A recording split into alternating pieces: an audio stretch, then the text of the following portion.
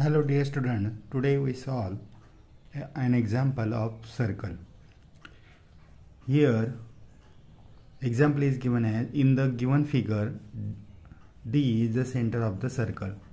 Here circle is given which center is D. If the length of chords AB and BC are 5 cm and 12 cm, the length of AB is 5 cm and length of BC is 12 cm. Respectively, find the radius of the circle.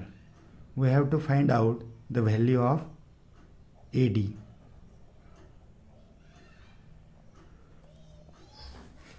Here, inscribe an angle ABC is given. ABC हा अंतर्लिखित कोन आहे आणि हा अंतर्लिखित कोन अर्धवर्तुळ कंसामध्ये अंतर्लिखित आहे.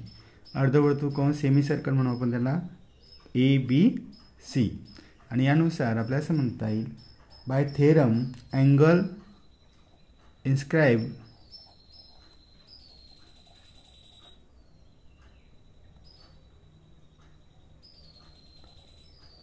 in a semicircle is a right angle. Inscribe angle कोणता आहे ABC आणि तो सेमी सर्कल मध्ये आहे आणि त्यामुळे त्याचं माप हे 90 आहे 90 डिग्री आणि म्हणून आपल्याला समजता येईल angle ABC is equal to 90 degree. आता या ठिकाणी जो त्रिकोण तयार होतो तो राईट अँगल ट्रायंगल होतो. ट्रायंगल ABC म्हणून आपण असं म्हणू इन राईट अँगल ट्रायंगल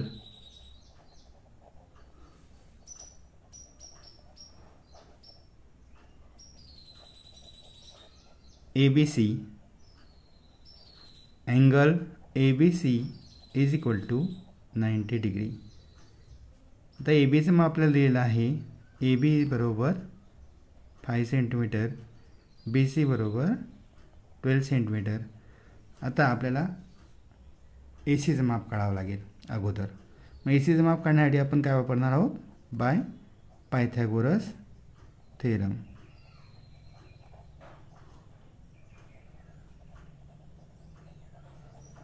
काय म्हणणार आपण AC चा वर्ग AC square is equal to AB square plus BC square.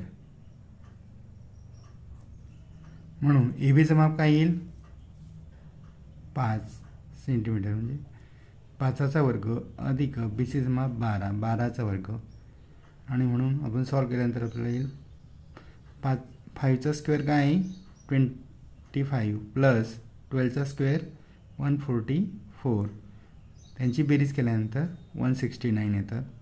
AC square is equal to 169. म्हणून take square root on both sides on the both side आणि म्हणून आपल्याला ACचं माप मिळतं 13 सेंटीमीटर. आता आपल्याला ADचं माप काढायचं आहे रेडियस काढायचं आहे आणि म्हणून AD is equal to 1/2 into AC म्हणून 1/2 गुणिला 13 म्हणजे 6.5 सेंटीमीटर आणि म्हणून AD इज इक्वल टू त्या वर्तुळाची त्रिज्या AD बरोबर 6.5 सेमी.